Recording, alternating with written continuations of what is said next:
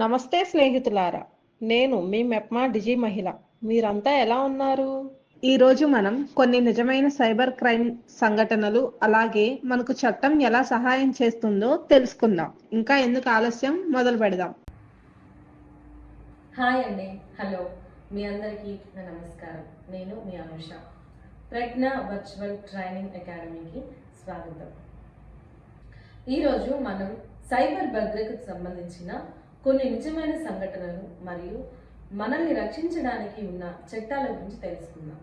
ఇంటర్నెట్లో వాడకం పెరిగిన ఈ రోజుల్లో సైబర్ నేరాల గురించి తెలుసుకోవడం మరియు వాటి పట్ల అప్రమత్తంగా ఉండడం చాలా ముఖ్యం. మన చుట్టూ లేదా వార్తల్లో మనం తరచుగా వినే కొన్ని సైబర్ నేరాల గురించి ఇప్పుడు మనం తెలుసుకోబోతున్నాం. ముందుగా ఫేక్ కాల్స్ మరియు ఫేక్ మెసేజ్ల ద్వారా మోసం. Fake calls and messages. ఒక వృద్ధురాలికి బ్యాంక్ నుండి ఫోన్ చేసినట్లుగా ఒక కాల్ వచ్చింది. వారి ఏటీఎం కార్డ్ బ్లాక్ అయిందని, దాన్ని తిరిగి యాక్టివేట్ చేయడానికి ఓటీపీ చెప్పమని అడిగారు. ఆమె ఓటీపీ చెప్పగానే ఆమె ఖాతా నుండి డబ్బులు మాయమయ్యాయి. చట్టం. ఇది మోసం మరియు చీటింగ్ కిందకు వస్తుంది. భారతీయ శిక్షా స్మృతి ఐపీఎస్లోని సంబంధిత సెక్షన్లు మరియు ఇన్ఫర్మేషన్ టెక్నాలజీ ఐటీ చట్టం ప్రకారం ఇది ఒక నేరం. అంతా ఆన్లైన్ మాయ, మాటలు నమ్మి మోసపోతే అంతే సంగతి. సోషల్ మీడియాలో నకిలీ profiles. Fake profiles on social media. Case చూద్దాం. ఒక వ్యక్తి ఫేస్బుక్లో అమ్మాయి పేరుతో నకిలీ ప్రొఫైల్ సృష్టించాడు. అమాయకమైన వ్యక్తులతో స్నేహం చేసి వారి వ్యక్తిగత సమాచారం మరియు ఫోటోలు సేకరించాడు. తర్వాత వాటిని ఉపయోగించి వారిని బ్లాక్మెయిల్ చేయడం మొదలుపెట్టాడు. చట్టం తెలుసుకుందాం.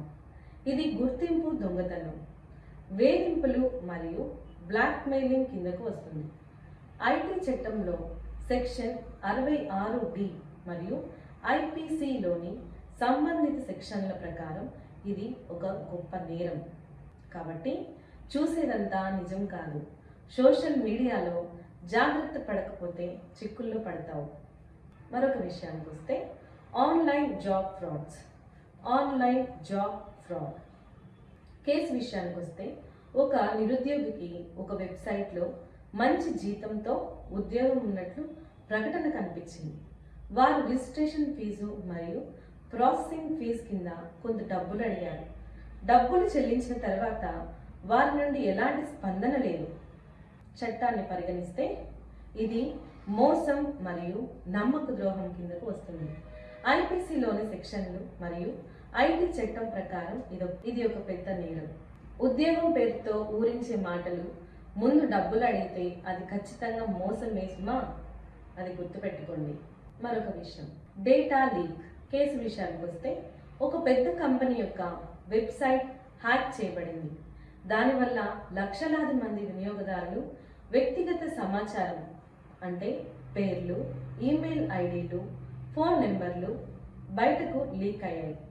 ఈ సమాచారాన్ని నేరగాళ్లు వేరే మోసాలకు ఉపయోగించే అవకాశం ఉంది. చట్టం. ఇది డేటా భద్రత ఉల్లంఘన కిందకు వస్తుంది. ఐటీ చట్టంలోని సంబంధిత సెక్షన్లు మరియు వ్యక్తిగత డేటా పరిరక్షణ చట్టం DPDP యాక్ట్ 2023 ప్రకారం చర్యలు తీసుకోవచ్చు. నీ డేటా నీ ఆస్తి, దాన్ని కాపాడుకోకపోతే అవుతుంది నీకు నష్టం. సైబర్ భద్రత కోసం మనకున్న చట్టాలు మనల్ని సైబర్ నేరాల నుండి రక్షించడానికి భారత ప్రభుత్వం కొన్ని ముఖ్యమైన చట్టాలు చేసింది. ముందుగా ఇన్ఫర్మేషన్ టెక్నాలజీ యాక్ట్ 2000. ఈ చట్టం సైబర్ నేరాలను నిర్వహిస్తుంది మరియు వాటికి శిక్షలను నిర్దేశిస్తుంది. హ్యాకింగ్, డేటా చోరీ, వైరస్లు వ్యాప్తి చేయడం వంటి నేరాలకు ఈ చట్టం ప్రకారం శిక్షలు ఖచ్చితంగా ఉంటాయి. సెక్షన్ 66A ఇప్పుడు రద్దు చేయబడింది. 66B, 66C, 66D, 66E, 66F వంటి ముఖ్యమైన సెక్షన్లు వివిధ రకాల సైబర్ నేరాలకు శిక్షలను వివరిస్తాయి. భారతీయ శిక్షా స్మృతి Indian penal code IPC cyber నేరాలు పూర్తిగా కొత్తవి కానందున మోసం, చీటింగ్, నేరపూరిత బెదిరింపులు వంటి కొన్ని సంప్రదాయ నేరాలను సంబంధించిన సెక్షన్లు కూడా సైబర్ నేరాల సందర్భంలో ఉపయోగిస్తారు. ఉదాహరణకు సెక్షన్ 420 మోసం, సెక్షన్ 419 గుర్తింపును దాచిపెట్టి మోసం చేయడం, వ్యక్తిగత డేటా పరిరక్షణ చట్టం 2023, digital personal data protection act 2023. ఈ కొత్త చట్టం మన వ్యక్తిగత డేటాను కంపెనీలు ఎలా సేకరించాలి మరియు ఉపయోగించాలి అనే దానిపై నియంత్రణలు విధిస్తుంది. డేటా లీక్ అయితే లేదా దుర్వినియోగం అయితే ఈ చట్ట ప్రకారం చర్యలు తీసుకోవచ్చు. ఇప్పుడు సైబర్ నేరాల నుండి మనల్ని మనం ఎలా కాపాడుకోవాలనే విషయాలు చర్చించుకుందాం. సైబర్ నేరాలు జరుగుతున్నప్పటికీ కొన్ని జాగ్రత్తలు తీసుకోవడం ద్వారా మనం వాటి బారిన పడకుండా ఉండవచ్చు. బలమైన పాస్వర్డ్లను ఉపయోగించండి మరియు వాటిని క్రమం తప్పకుండా మార్చండి. అనుమానాస్పద లింకులు మరియు మెసేజ్లపై క్లిక్ చేయవద్దు. మీ వ్యక్తిగత సమాచారం అంటే ఓటీపీ, బ్యాంక్ వివరాలు ఎవరితోనూ షేర్ చేసుకోకండి. సోషల్ మీడియాలో మీ గోప్యతా సెట్టింగ్లను జాగ్రత్తగా చూసుకోండి. మీ కంప్యూటర్ మరియు మొబైల్లో యాంటీ వైరస్ సాఫ్ట్వేర్ను ఉపయోగించండి మరియు దాన్ని ఎప్పటికప్పుడు అప్డేట్ చేసుకుంటూ ఉంటే మంచిది. అదేవిధంగా పబ్లిక్ వైఫైని ఉపయోగించేటప్పుడు చాలా జాగ్రత్తగా ఉండాలి. ఏదైనా సైబర్ నేరం జరిగినట్లు అనుమానం వస్తే వెంటనే పోలీసులకు లేదా సంబంధిత వ్యవస్థలకు తెలియజేయండి. మరొక విషయం తెలుసుకుందాం. సైబర్ మోసం జరిగితే ఎలా స్పందించాలి? మనం ఏం చేయాలి? సైబర్ మోసం జరిగితే వెంటనే స్పందించడం చాలా ముఖ్యం. ఆలస్యం చేస్తే మీ డబ్బును తిరిగి పొందడం లేదా నేరస్తులను పట్టుకోవడం చాలా కష్టం కావచ్చు. మీరు ఈ కింది చర్యలు తీసుకోవాలి. వెంటనే చేయవలసినవి: శాంతంగా ఉండండి, స్టే కామ్, భయపడకుండా జరిగిన విషయాన్ని స్పష్టంగా అర్థం చేసుకోవడానికి ముందుగా ప్రయత్నించండి. తరువాత సాక్ష్యాలు సేకరించండి, కలెక్ట్ ఎవిడెన్స్. మోసానికి సంబంధించిన అన్ని ఆధారాలను భద్రపరచండి. స్క్రీన్ షాట్లు, మెసేజ్లు, ఈమెయిల్లు, లావాదేవీల వివరాలు వంటివి సేకరించి పెట్టుకోండి. మోసగాడిని బ్లాక్ చేయండి. వారి ఫోన్ నెంబర్, ఈమెయిల్ ఐడి మరియు సోషల్ మీడియా ప్రొఫైళ్లను బ్లాక్ చేయండి. అది మీకు చాలా మంచిది. మీ బ్యాంకుకు తెలియచేయండి. Inform your bank immediately. Me bank ఖాతా నుండి డబ్బు పోతే లేదా మీ బ్యాంక్ వివరాలు తప్పుగా ఉపయోగించబడ్డాయని అనుమానం ఉంటే వెంటనే మీ బ్యాంకును సంప్రదించాలి. మీ బ్యాంకుకు ఫోన్ చేసి లేదా నేరుగా వెళ్ళి మీరు తెలియచేయాలి. మీ ఖాతాను తాత్కాలికంగా నిలిపివేయమని లేదా కొత్త ఖాతా తెరవమని అభ్యర్థించండి. అలాగే మీ డెబిట్, క్రెడిట్ కార్డులను బ్లాక్ చేయమని చెప్పండి.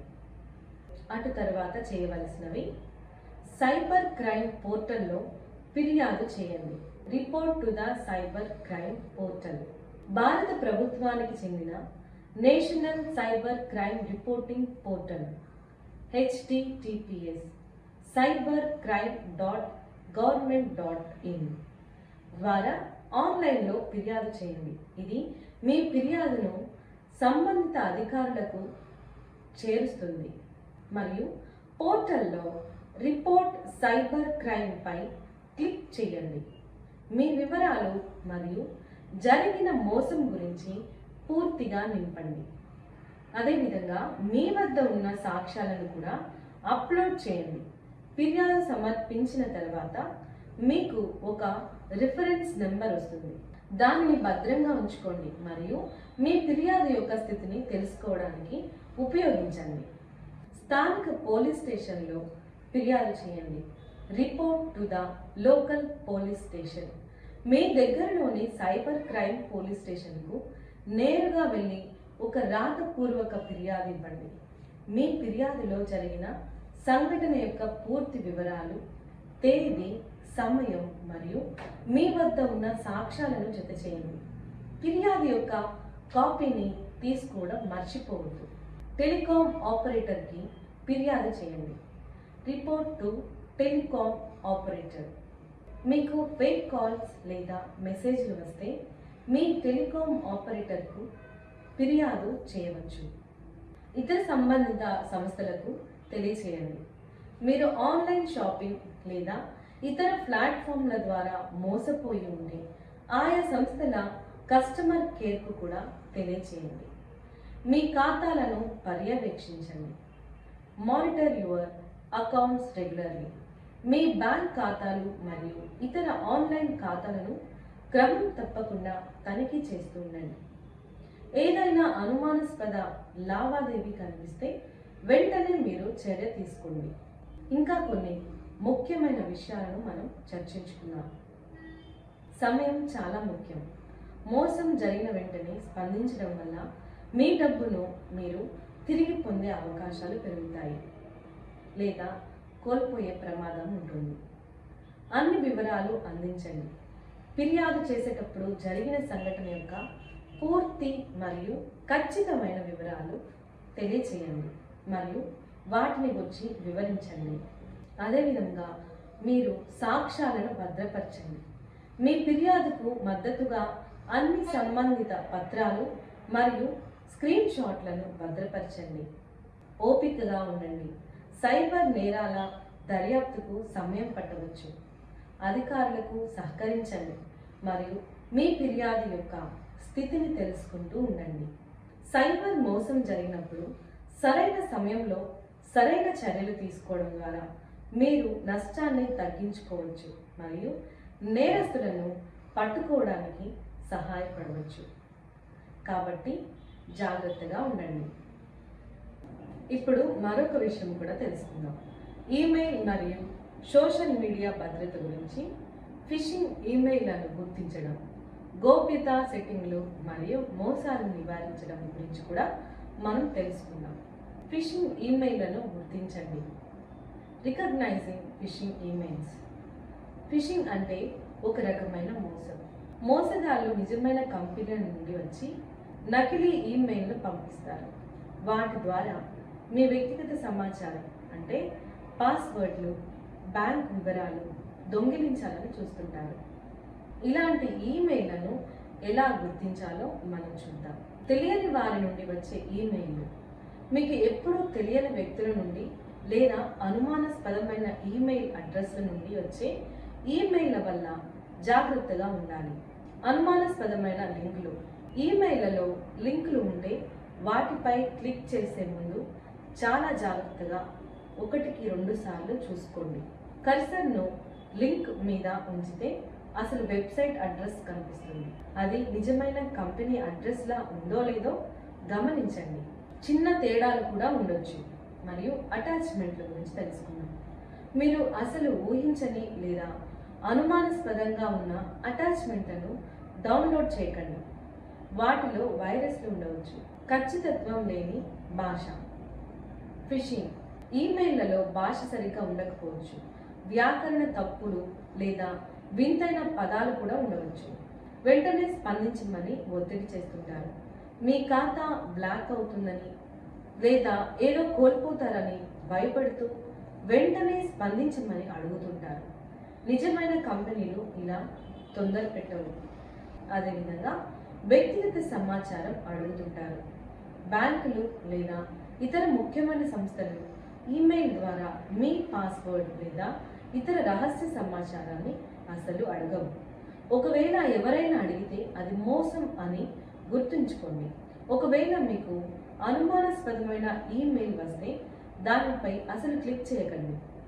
అదేవిధంగా అటాచ్మెంట్లను కూడా డౌన్లోడ్ చేయకండి మరియు మీ వ్యక్తిగత సమాచారం ఇవ్వకండి. ఆ ఈమెయిల్ను డిలీట్ చేయండి. 2. గోప్యతా సెట్టింగ్లు, ప్రైవసీ సెట్టింగ్స్.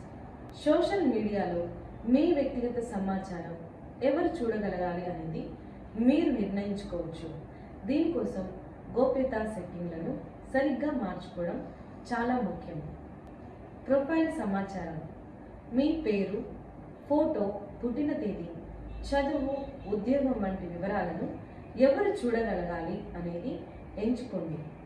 స్నేహితులు మాత్రమే లేదా అందరూ లేదా ఎవరు చూడకూడదు అనే ఆప్షన్లను మీరు ఉపయోగించుకోండి.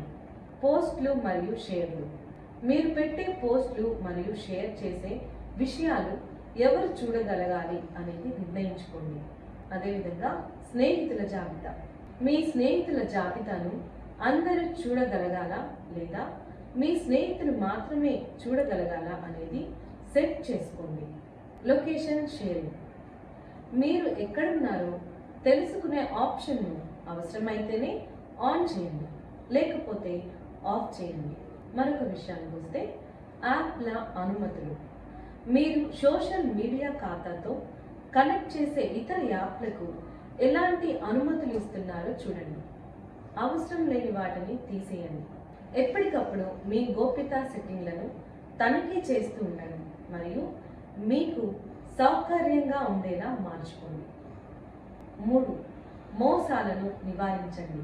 అవాయిడింగ్ స్కామ్స్: సోషల్ మీడియా మరియు ఈమెయిల్లలో చాలా రకాల మోసాలు జరుగుతుంటాయి. వాటి బారిన పడకుండా ఉండాలంటే కొన్ని విషయాలు గుర్తుంచుకోవాలి. నమ్మశక్యం కాని ఆఫర్లు: చాలా తక్కువ ధరకు వస్తువులు ఇస్తామని లేదా ఊహించని బహుమతులు గెలుచుకుంటున్నారని వచ్చే ఈ నకిలీ మెసేజ్లను నమ్మకండి. ఇవి నమ్మశక్యం కాని ఆఫర్లు. డబ్బు అభ్యర్థనలు: తెలిసిన వాళ్ళ పేరుతో డబ్బు అడుగుతూ వచ్చే మెసేజ్ల పట్ల జాగ్రత్తగా ఉండండి. ఒకసారి ఫోన్ చేసి నిజంగా వాళ్ళే అడుగుతున్నారో లేదో తెలుసుకోండి. పెట్టుబడి మోసాలు: తక్కువ సమయంలో ఎక్కువ డబ్బు వస్తుందని చెప్పే మోసపూరిత పెట్టుబడి పథకాలను నమ్మకండి. నకిలీ వార్తలు మరియు సమాచారం: సోషల్ మీడియాలో వచ్చే ప్రతి వార్తను నమ్మకండి. నిజమైన వెబ్సైట్లలో ధృవీకరించుకోండి. అది నిజమా కాదా అనే విషయాన్ని వ్యక్తిగతంగా తెలుసుకోండి.